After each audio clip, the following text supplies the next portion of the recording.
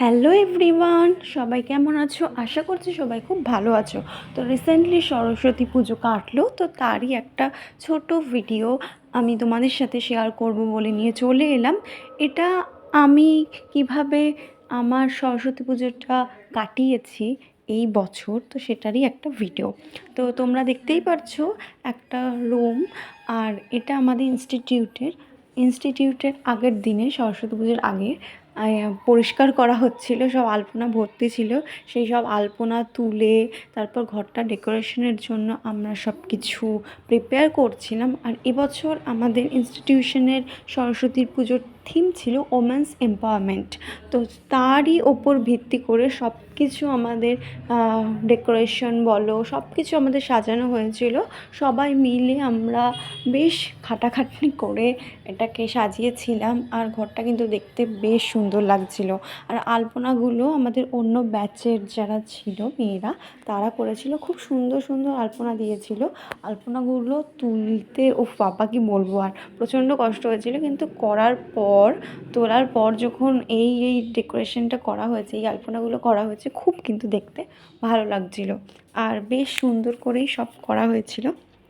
এবছর যেহেতু দুদিন সরস্বতী পুজো পড়েছে, তো আমাদের সেকেন্ড দিন আর কি করা হয়েছিল পুজোটা। ফার্স্ট দিন করা হয়নি, সেকেন্ড দিন ভোরবেলা করা হয়েছিল। আর সেম আমার বাড়িতেও সেদিন কিন্তু সরস্বতী পুজো ছিল। এটা এখানে দেখতে পাচ্ছ, আমরা একটা দুর্গার মতো একটা কি বলবো, একটা স্ট্রাকচার তৈরি করার চেষ্টা করছিলাম।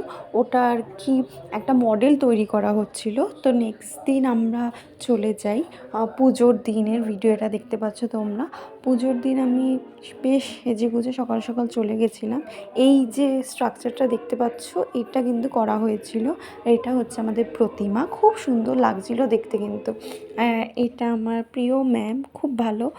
আর এরপর আমি সবার সাথে একে একে ছবি তুলে নিয়েছিলাম বেশ সবাই মিলে। এটা ছিল সেদিনের আউটফিট আমার, সবাই জানিও কেমন লাগছে। তারপর ঠাকুরের সামনে বসে তো ছবি তুলতেই হবে।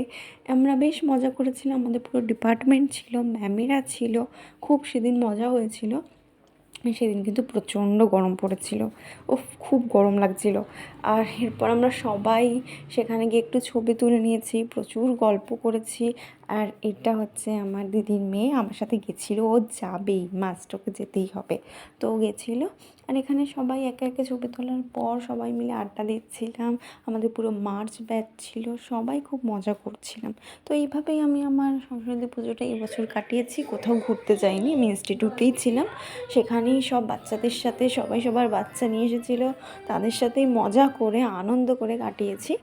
আর এভাবেই কাটিয়েছি, বছরটা এভাবেই গেছে।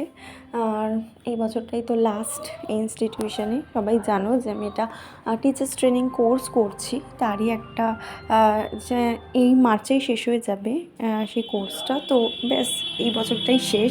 তো এই বছরে এই স্মৃতিটুকু কিন্তু বেশ ইম্পর্টেন্ট আমার কাছে। আর এইভাবে ম্যামেদের সাথে মজা করে, ম্যামদের সাথে সময় কাটিয়ে কিন্তু খুব ভালো লেগেছে। আর সবার বাচ্চা নিয়ে এসেছিলো, সব বাচ্চাগুলো তো মিষ্টি মিষ্টি ছিল, তো দেখে খুব ভালো লাগছিলো। আর খুব মিষ্টি ছিল, মানে এক একজন মধ্যে এক একটা সরস্বতীর মতো লাগছিলো, খুব ভালো লাগছিলো দেখতে। তো এভাবেই কাটালাম। তারপর খাওয়া দাওয়া বলতে একটু ভোগ প্রসাদ ছিল। আর ইনস্টিটিউট থেকে বেরিয়ে আমি একটু কচুরি আলুর দম খেয়েছিলাম, প্রচুর খিদে পেয়ে গেছিলো। তারপর বাড়িতে এসে পোলাও, স্টাফড আলুর দম আর পনির ছিল। তো ব্যাস এইভাবেই কাটলো।